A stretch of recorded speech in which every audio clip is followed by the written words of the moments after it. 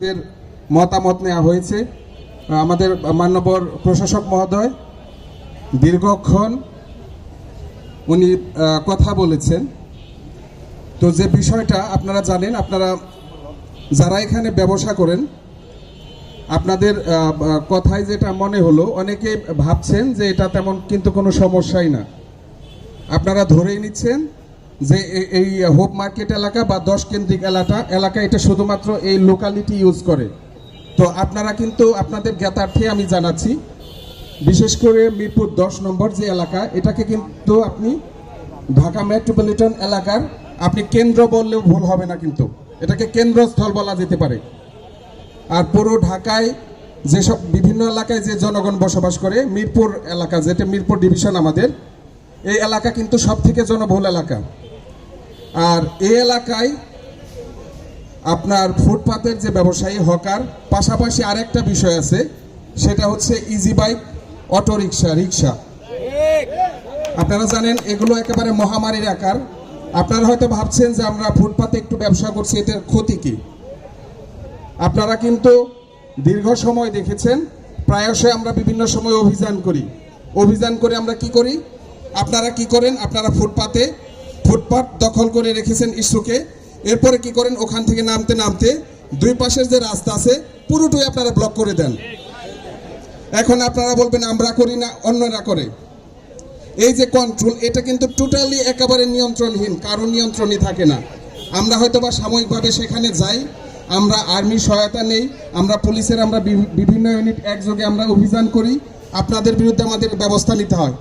এতে কিন্তু আমরা খুবই দুঃখিত। আপনারা কিন্তু আমাদেরই ভাই, আপনারা কিন্তু আমাদেরই একটা অংশ। আমরা কোনোভাবেই চাই না যে প্রতিদিন ইঁদুর যে চোর পুলিশ যে একটা খেলা, আমরা আপনাদের ওখান থেকে উঠিয়ে দেই, কিছুক্ষণ পর আপনারা ওখানে গিয়ে বসেন।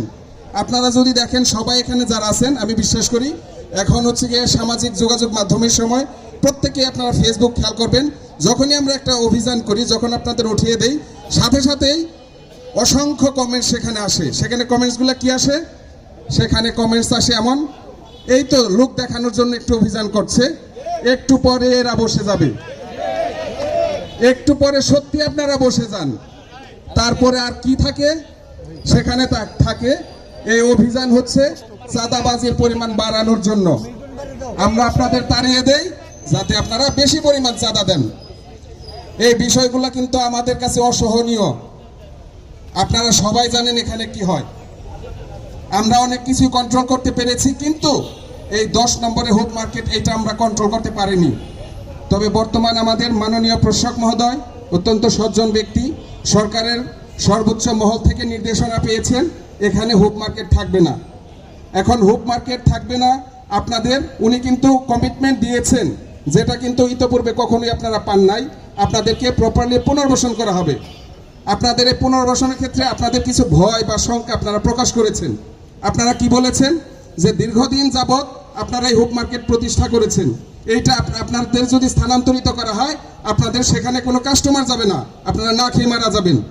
আপনাদের জ্ঞাতার্থে আমি বলছি, আপনারা যে প্রোডাক্টগুলো আপনারা সেল করেন, এগুলো কি প্রয়োজনীয় না অপ্রয়োজনীয়?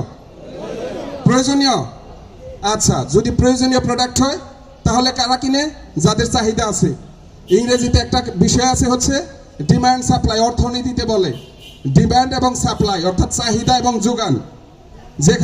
যেখানে যোগান আছে এবং যেখানে চাহিদা আছে, দুইটা এক জায়গায় একত্রিত হবে, জায়গাটা যেখানেই নেওয়া হোক। আমরা যখন ইউনিভার্সিটিতে পড়তাম, আমরা নীলক্ষেত নিউ মার্কেটে আমরা কম দামে আমাদের প্রয়োজনীয় জিনিসগুলো কিনতাম। ইভেন এখন আমরা সেখানে যাই। আমরা কেন যাই? আমরা জানি যে কম দামে প্রোডাক্ট ওখানে পাওয়া যায়। তো আপনাদের যদিও পুনর্বাসন করা হয়, আমরা যতটুকু আলোচনা করেছি বা প্রশাসক মহোদয় যেটা করেছেন বা আমাদের কাছ থেকে যে মতামত নিয়েছেন, আপনাদের কিন্তু খুব দূরে পাঠানো হবে না। আপনারা এখন যেখানে আছেন হয়তোবা একেবারে কাছে থাকবেন আপনারা। আর আপনাদের যারা কাস্টমার অবশ্যই সেখানে যাবে। যেখানে মধু থাকে সেখানে কিন্তু মৌমাছি যায় নাকি? যেখানে চিনি থাকবে সেখানেই যাবে। আপনি যেহেতু প্রয়োজনীয় প্রোডাক্টগুলো করে সেল করছেন কম দামে, আপনারা নিশ্চিত থাকেন প্রত্যেকটা কাস্টমার আপনাদের সেখানে যাবে। সেখানে আপনাদের নিয়ম কানুন করে দেওয়া হবে। তাতে যেটা হবে, আপনাদের যে প্রতিনিয়ত আপনারা কিন্তু সমাজের কোনো অপ্রয়োজনীয় ব্যক্তি না, অত্যন্ত প্রয়োজনীয় ব্যক্তি। আপনারা ব্যবসায়ী, আপনারা প্রত্যেকে কি ব্যবসায়ী। আপনারা কিন্তু সমাজের জন্য ব্যাপক কন্ট্রিবিউট করছেন, কিন্তু সেটা প্রপারলি স্বীকৃতি পাচ্ছেন না। কেন পাচ্ছেন না? কারণ হচ্ছে আপনারা ফুটপাতে বসেন। আর এই ফুটপাত থেকে যে প্রশাসক মহোদয় যেটা বলেছেন, আপনাদের যদি পার্শ্ববর্তী কোনো স্থানে দেওয়া হয় এবং সেখানে যদি আপনারা নিয়মিত ব্যবসা করেন, আপনারা প্রত্যেকে কিন্তু ব্যবসায়ীর সম্মান পাবেন। আপনাদের আর কেউ তুচ্ছতাচ্ছিল্য করতে পারবে না। আমরা প্রত্যাশা করব, আমরা আপনাদের অনুরোধ করব, এই যে আপনাদের মধ্য থেকে যাদেরকে কমিটি দেওয়া হয়েছে বা যাদের প্রতিনিধি হিসেবে নেওয়া হয়েছে, আপনারা যারা সঠিক ব্যক্তি তারা আপনাকে এখানে আসেন, এসে বিষয়গুলো বুঝেন। আপনাদের নিশ্চয় ভালো একটা জায়গায় পুনর্বাসন করা হবে এবং সে পুনর্বাসনের পরে যে কোনো ধরনের সাপোর্ট, আপনারা এতদিন ভাবছেন যে পুলিশ আপনাদের অসহযোগিতা করে, কিভাবে একদিন পর পরই আপনাদের তাড়িয়ে দেয়। সেখানে আপনাদের কেউ তাড়াবে না। সেখানে আপনাদের কোনো ধরনের কোনো বাধা বিপত্তি আসলে এই পুলিশ আপনাদেরকে সার্বক্ষণিকভাবে নিরাপত্তা দিবে। আমরা আর বেশি কিছু বলতে চাই না। আমরা প্রত্যাশা করব এই ফুটপাতের যে ঝামেলা, এটা আপনারা সবাই মিলে অতি স্বল্পতর সময়ে এটা আমরা সমাধান করতে পারবো।